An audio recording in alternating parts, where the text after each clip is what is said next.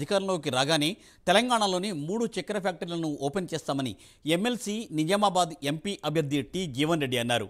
కోరుట్లలో నిర్వహించిన నియోజకవర్గ స్థాయి కార్యకర్తల సమావేశంలో జీవన్ రెడ్డి మాట్లాడారు. అన్ని ధరలను పెంచిన ఘనత బీజేపీదేనని అన్నారు. గల్ఫ్ సంక్షేమ బోర్డు ఏర్పాటు చేసి చనిపోయిన ప్రమాదం బారిన పడ్డ గల్ఫ్ కార్మికులకు 5 లక్షల రూపాయల ఎక్స్గ్రేషియా అందిస్తామని, వారి పిల్లల చదువుకు ఉచితంగా వైద్యం అందించేందుకు చర్యలు చేపడతామని చెప్పారు ఆయన. ఎన్నికలు ఏమవుతుందో గెలుపోవడం సహజమని చెప్పంటున్నాం. మనం ఒక ధర్మ పోరాటం చేస్తున్నాం. మనం చేసేది ధర్మ పోరాటం చేస్తున్నామని చెప్పంటున్నాను.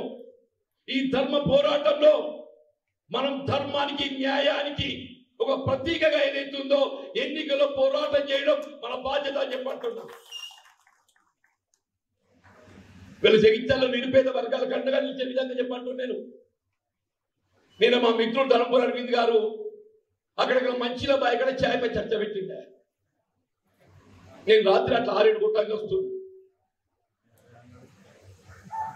నేను అడుగుతున్నా, మా ముదిరాజ సోదరులకు ఆరాధ్య దైవమైన దగ్గులమ్మకి ఏదైతుందో దానికి 23 గుంటల స్థలాన్ని కేటాయింపు చేసి దేవుడే జీవన్ రెడ్డి అని చెప్పంటారు. నేను మా గంగమ్మ తల్లి గంగపుత్రులకు వాళ్ళ సామూహిక భవనం నిర్మాణం చేసుకొని తోడ్పడే ఎవరు జీవన్ రెడ్డి అని చెప్పంటారు. నేను